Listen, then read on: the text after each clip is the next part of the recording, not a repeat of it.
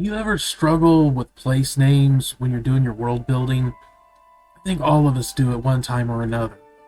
In this video, I'm going to go over my 6 tips for place names, from the quick and dirty to those that will add a bit more depth and meaning to your world locations.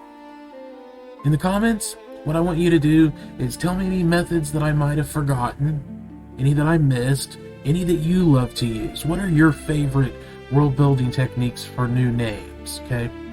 Don't forget to like, subscribe, share. Let's get into it. Alright, my first tip is random name generators. This is the quick and dirty method, but also one that in general will save you an enormous amount of time. Okay, my number one tip, the tip of all tips when it comes to coming up with names, be it characters or place names, is that there is no such thing as a perfect name. People will spend ages and ages wasting time trying to think of the perfect name that simply does not exist. There are only names that fit the story and that you like. That's it. If it's a name that you like that fits the story and is pronounceable, something that people can actually say, that helps a lot. It's a good name. There is no perfect name. There are only the names that work. And FantasyNameGenerators.com is kind of my go-to because of the sheer number of options. Okay, just come up here to places and locations and look at how many different generators there are. Okay, you need a hospital name. You can get a hospital name. Okay, you need an oasis name. You can have an oasis name. Okay, stars.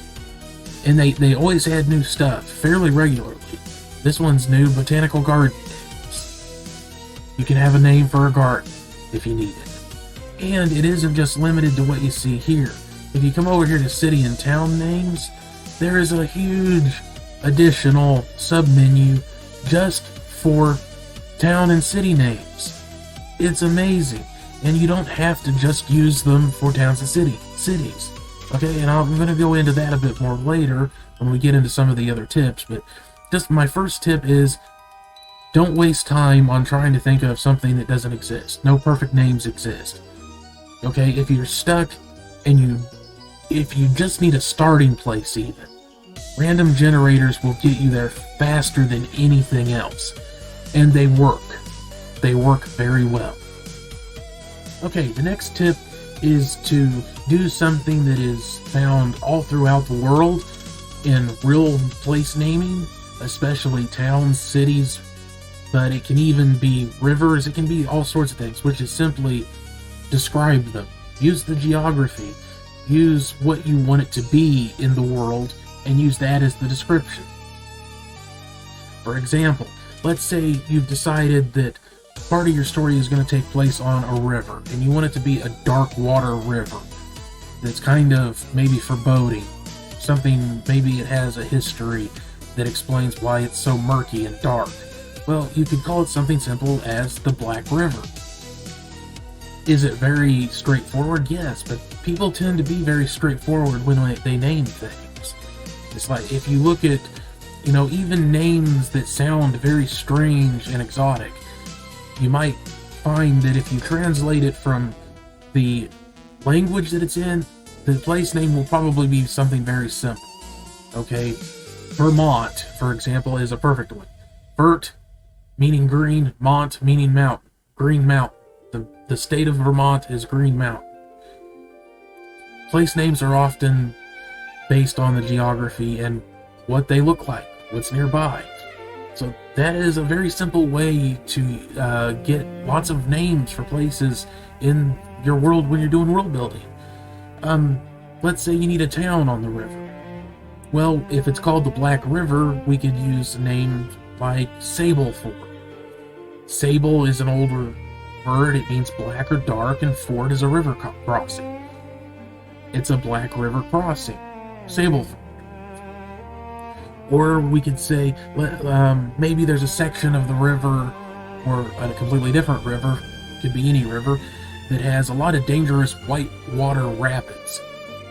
You could call a town located near that section of the river Jagged Falls.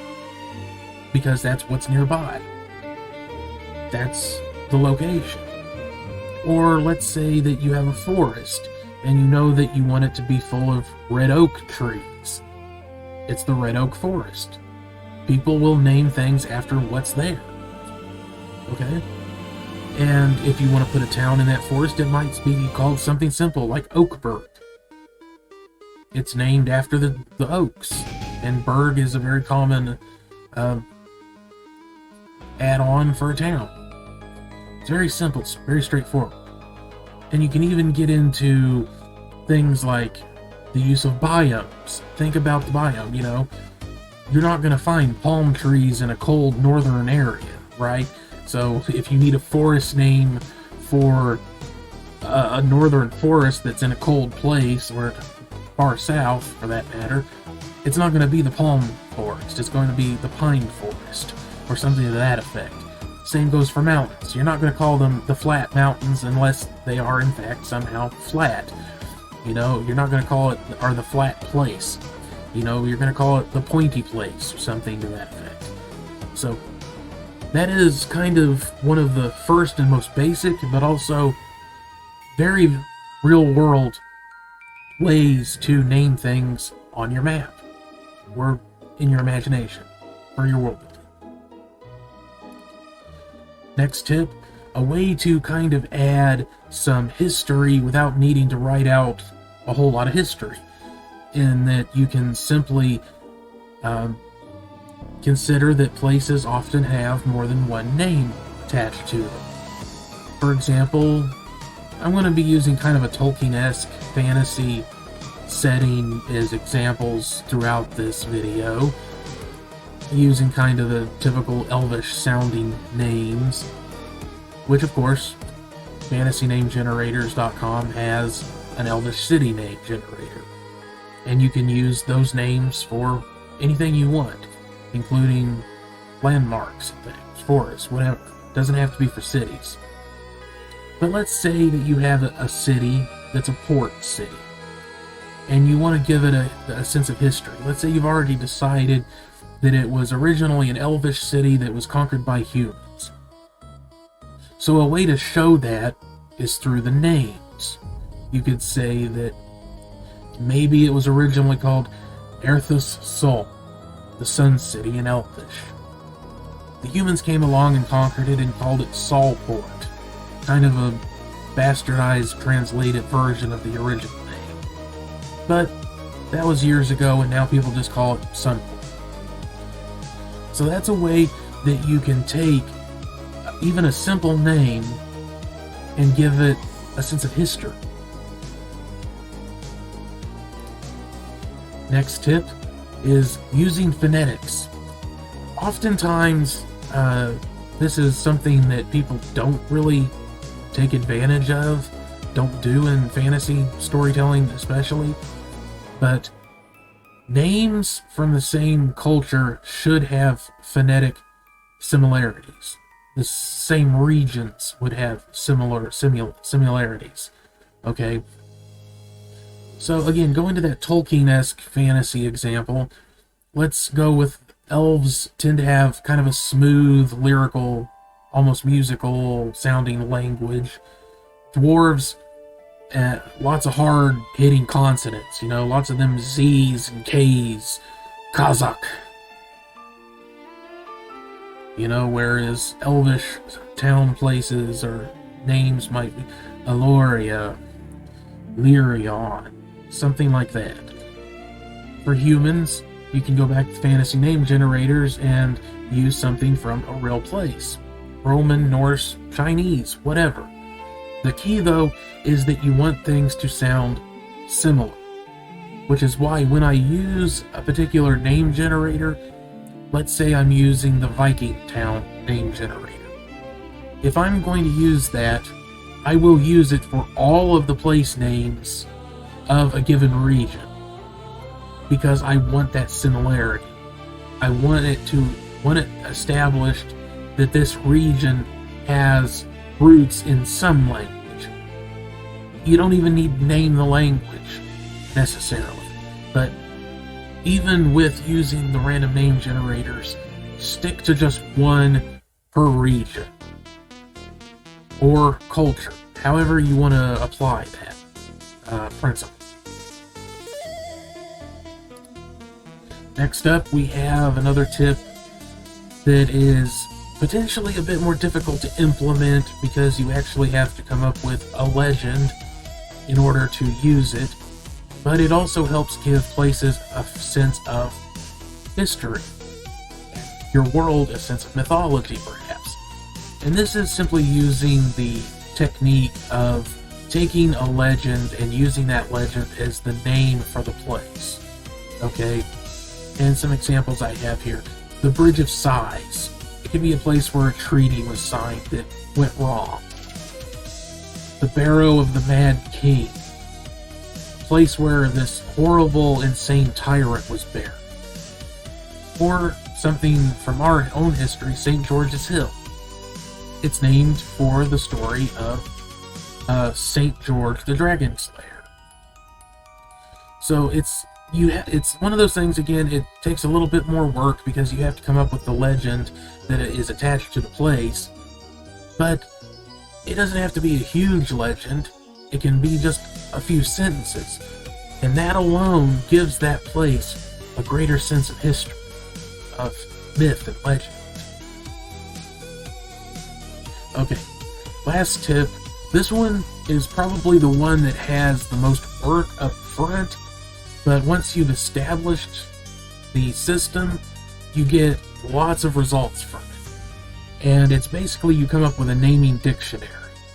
And you would need one for every race, language, culture that's in your world. But the cool thing is that you don't need a huge number of these words or core root words, basically. Because once you have maybe 10-ish of them, you can use them over and over again. For example, going back to Kazakh. You could use that as the name for a city in Dwarvish, which I think is what it is used for, something to that effect. But you can establish that there is a word that means city, like that, and then, or just settlement, a place where people live. And once you have that word, you can just add other words to it. Okay, so I've got a list here, and it will come up on screen. Tal for mountains, Lin, water for lake, Dor, town settlement, Hill, hills, Sika, city, Alm, red, Luso, forest, Ilya, elf. And then that's 8. It's only 8 words, okay?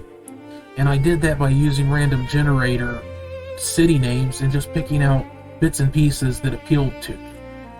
Alright, so then what you could do is simply mix and match, okay? You want, say, the Red Forest, Alm Luso, okay? The Elf City, Ilya Sika. The Red Hills, Alm Hill. A mountain lake, Tal Lin. Mountain town, Dor Tal. A waterside settlement, Lindor. And it's drawing on, again, a very real-world thing, like burrow, bill, berg. Okay? These often are added on to other names or a geographic indicators of some kind. Think of all the names in America that's like Jacksonville, or what's a berg? I'm blanking on any bergs, but I know there's plenty of bergs. Okay, and you'll find the same exact thing is found all over the world. Somebody will establish a town, and they will take their last name, and then whatever their language's version of berg or ville is, and attach that to the end of their name. So you can literally get thousands upon thousands of place names just by having something like city, Sika, and you could have a name. Let me use the random generator for a name right quick, and just get an elf name. It sounds Brylana. Brylana Sika. The town that was established by Brylana. Okay? It's that simple. Very simple, but very powerful. Takes a little bit of upfront prep work, but once you have that done, you can get thousands upon thousands of different names. Okay? And you can add to it as you need to. Okay? I put in just the color red. Okay? Well, let's say that we want the color blue to be Finn.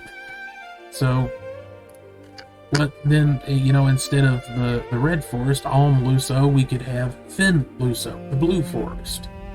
Or you could have a word for pine trees. Okay, just look at here. Cir, C-I-R. You could have,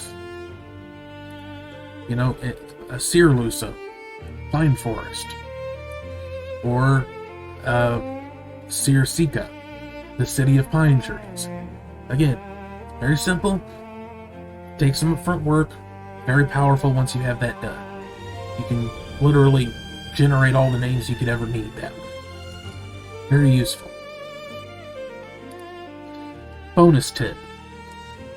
If you feel like the name of a place sounds too boring, like Black River, change it to something a little more spooky, perhaps, like Shadow River. Or let's say you have the Dark Forest. Change it to something like the Shadowmere Wood. Okay. Here's another thing I'd like you to tell me in the comments. Go ahead and let me know if I missed anything that you like to use, what your favorite naming conventions are, but here's another one. Think about the Shadowmere Wood. How did it get that name? Tell me in the comments. Thank you very much for watching. I'll see you on the next one. Again, don't forget to like, subscribe, share, and see you later.